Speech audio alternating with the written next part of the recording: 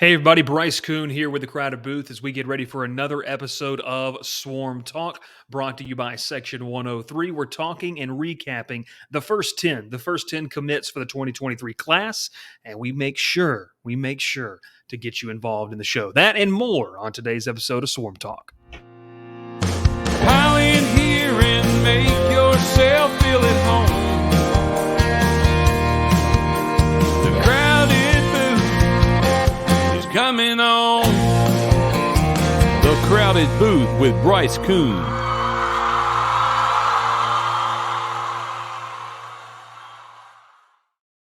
What's up, Georgia Tech fans? We are here and we are ready to talk some college football recruiting, that is, as Georgia Tech has finalized their first 10 commits after impressive 2 and we'll say 3 weekends of official visits. We're going to hit that and more. But first off, I encourage you, subscribe to the channel. This is the only place where you can have a dedicated Georgia Tech talk show as we talk about this and more leading up into the regular season. Excited about this college football season. The Georgia Tech coaching staff is excited as well.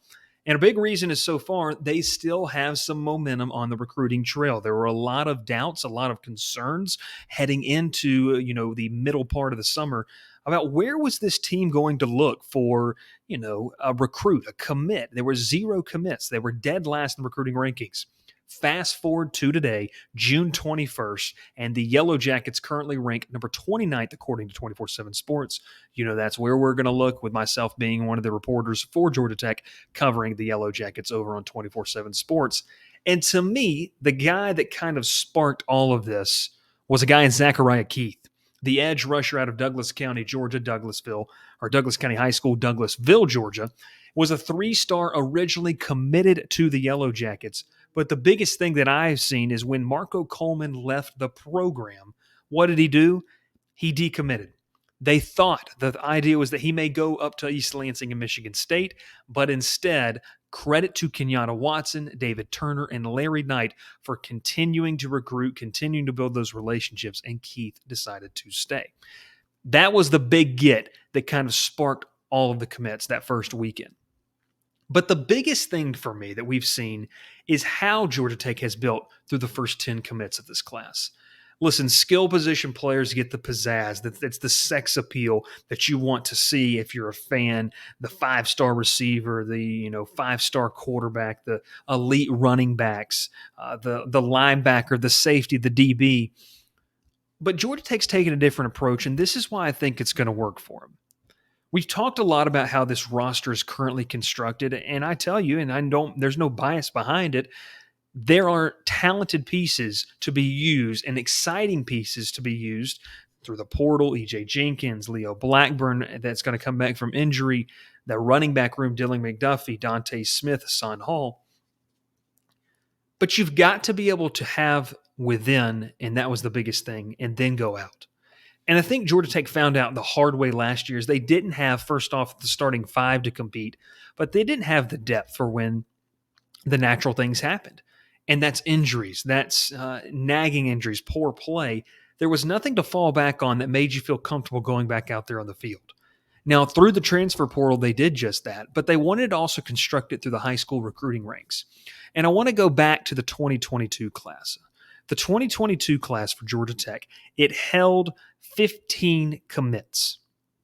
The breakdown, the roster breakdown by position was you finished with 3 offensive linemen and 2 defensive linemen.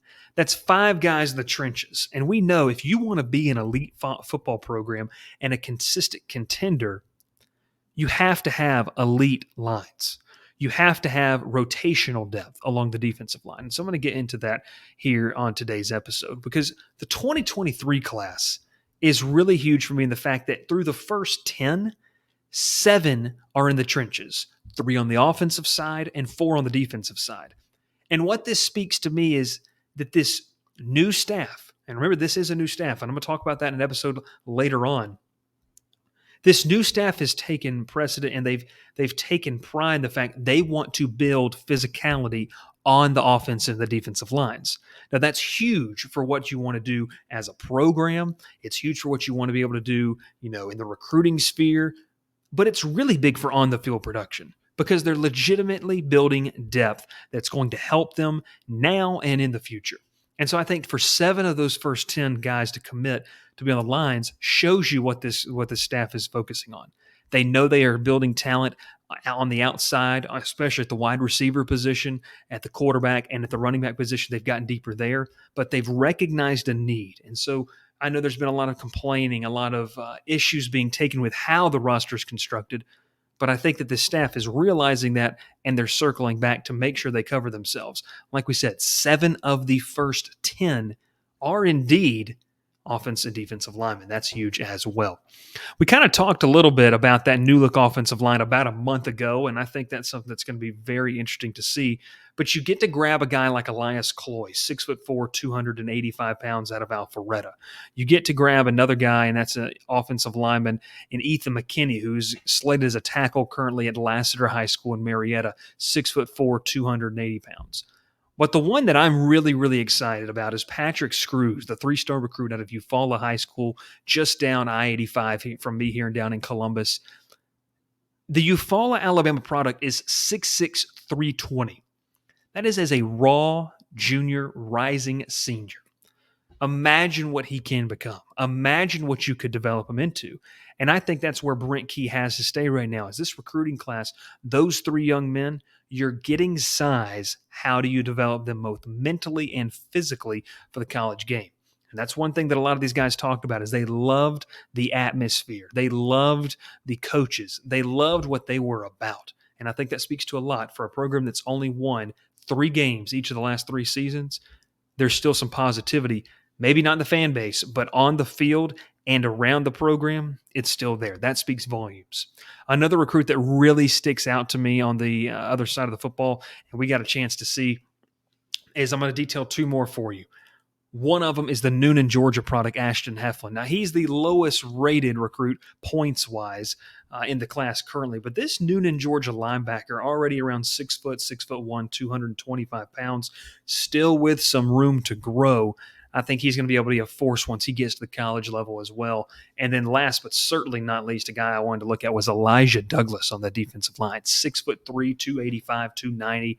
This is a go-getter. He may not have the quickest first step, but he is a powerful guy, and he can move some people, and that's what Georgia Tech has to have. Creating negative plays, and I think they found some guys along that defensive side of the football that are taking steps to be able to do just that.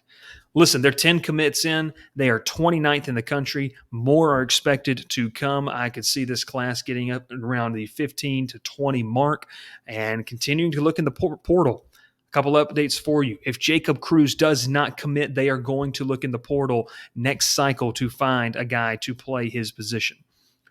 But this is a Tech coaching staff that I think is really taking it seriously. A credit to Kenyatta Watson, Thomas Gary, everyone on the recruiting and the support staff.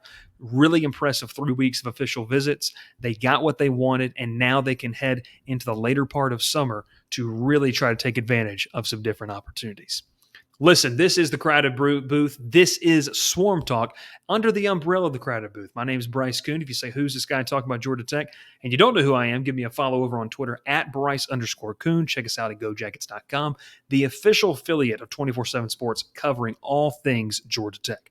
The Jackets made some waves in the recruiting sphere. To be ranked 29th and only have 9 wins as your head coach, that really speaks a lot of volumes out. Still the belief in what they like and what they have in Atlanta.